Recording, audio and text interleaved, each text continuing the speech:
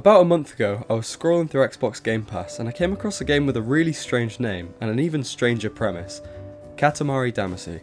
To be more specific, the full name was Katamari Damacy We Love Katamari Reroll Plus Royal Reverie, or in the native version, Everybody Loves Katamari Damacy Encore Plus, The King's Petite Memory. Really rolls off the tongue, huh?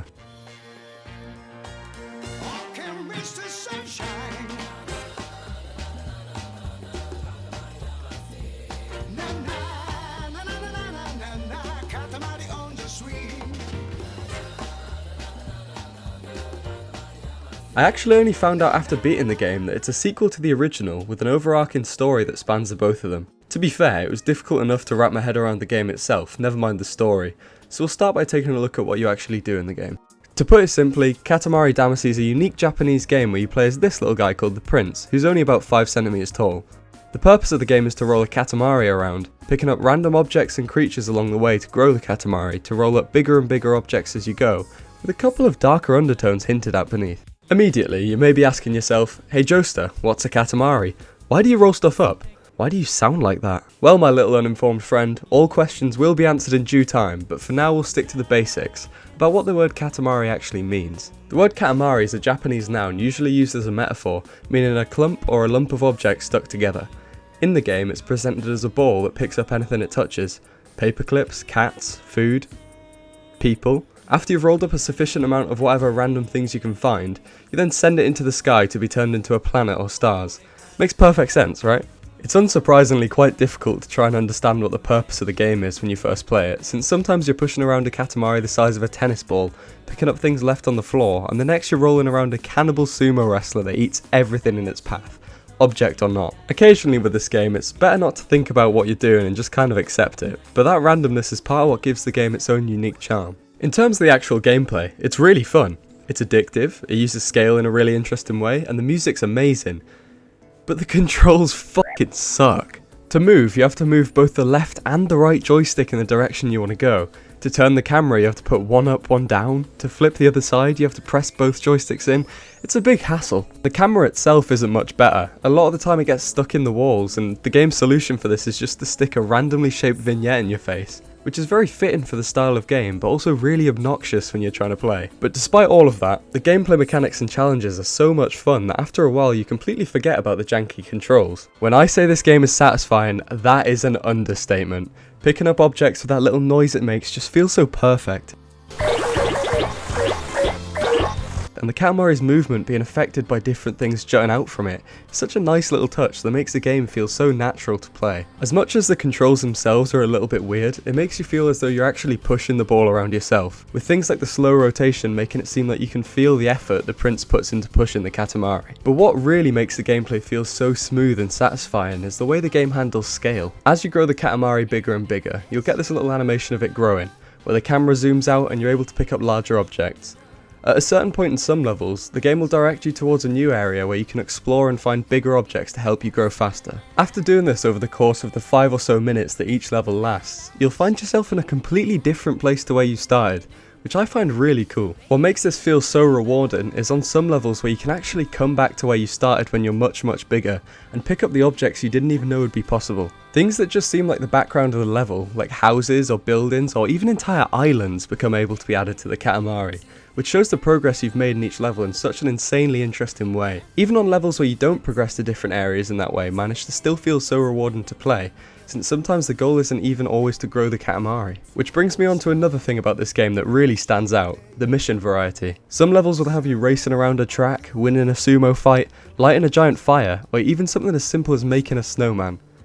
A very big one. Aside from having thematic differences, a lot of the levels incorporate different types of difficulty too. You've got the traditional timed levels, but then there's a number of special levels that give you completely different goals. Some levels make you collect specific objects, some you have to reach a certain size as fast as possible, and in one you have to try and make the Katamari exactly the right amount, based completely on a guess. Having these different challenges sprinkled in between normal timed levels helps to keep the game feeling fresh, and stop you from being bored of having the same gameplay loop every time.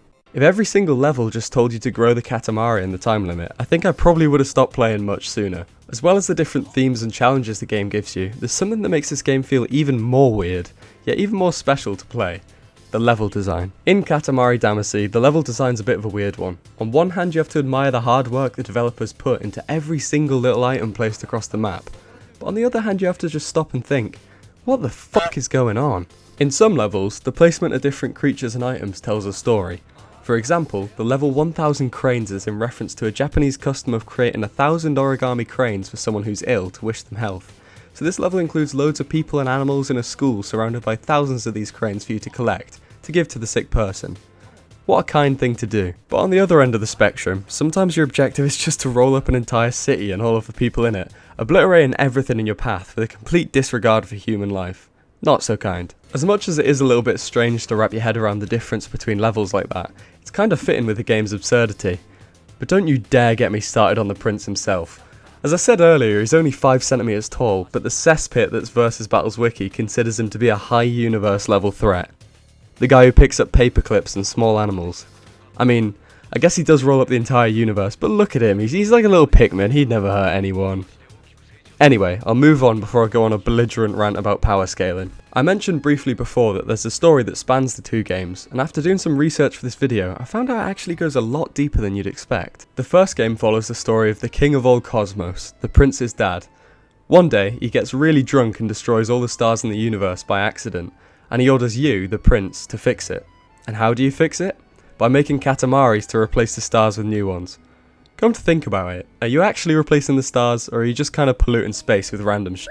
It's a fairly simple story, and about as random as you probably have guessed by now, but there is some aspects that really change the perspective of the whole thing. Throughout the game, after every level, the king constantly belittles you and complains about the Katamari you made, saying it's either nowhere near good enough or just fine at best. Which is weird, considering you're literally putting the entire universe back together after his mistake, yet the king's still ungrateful for all the heavy lifting you have to do.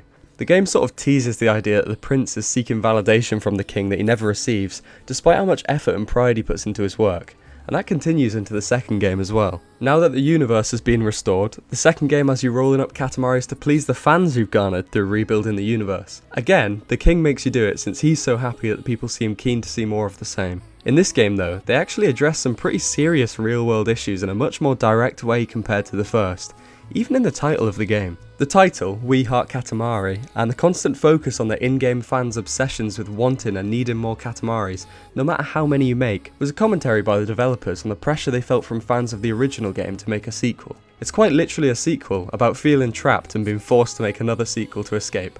Not only that, but the story also continues with its heavy themes of seeking validation and family struggles through a glimpse into the king's backstory, and it begins to explain why he acts the way he does towards the prince, despite everything that he does for him. The game shows the king's childhood to be rough, with his own dad being strict and emotionless and making him feel equally as inadequate as he makes the prince feel now. It shows how the king felt he was never good enough to meet his father's expectations, and used his over-the-top persona and grandeur to try and push away the emotions he's feeling. Who knew that a game about rolling stuff up off the carpet would have an allegory for not being able to break the cycle of generational trauma?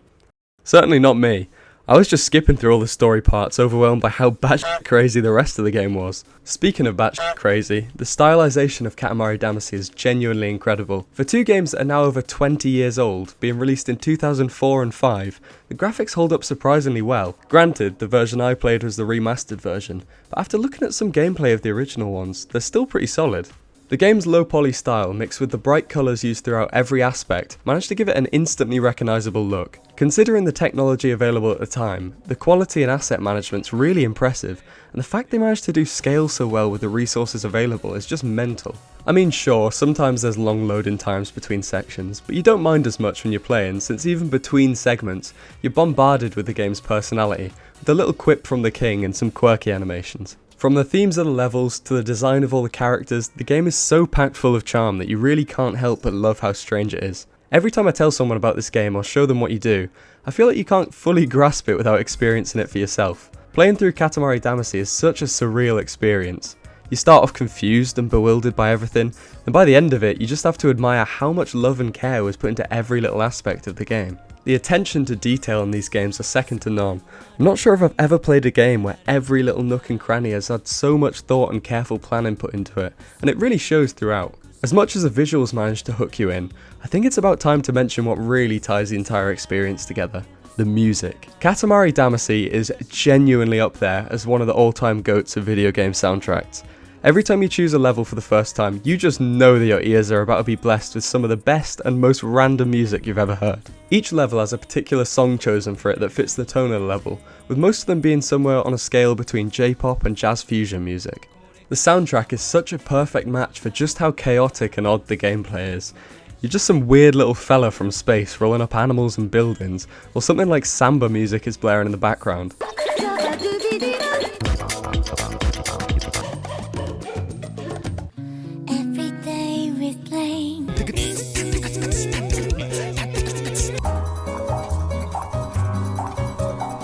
It makes absolutely no sense, but in a way that's just perfect for what the game itself is. There's so much variety to the soundtrack too, from dance music to bossa nova to orchestra, yet somehow each song feels really well chosen for the level it coincides with. In fact, one of the tracks is how I learnt to pronounce the game's name correctly in the first place.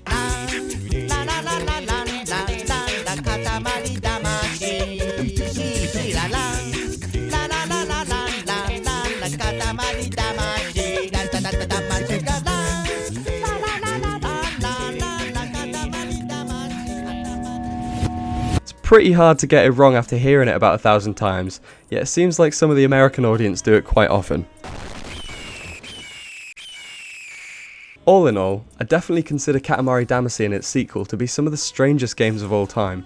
It's like a mashup of Monkey Ball with all the weirdness of Pikmin and Rhythm Heaven rolled into one big Katamari. So yeah, the controls suck, the levels are random, the king might need therapy, but somehow this weird, janky little game quickly became one of the best gaming experiences I've ever had. That's not to say it's perfect, but that's also part of what gives it its charm. There's an old Japanese phrase of wabi-sabi, to embrace the imperfection and irregularity that makes things what they are, and if that doesn't perfectly sum up why this game became a cult classic, I don't know what does. But what do you guys think? Are there any similar games that are hidden gems that I might have missed? Let me know.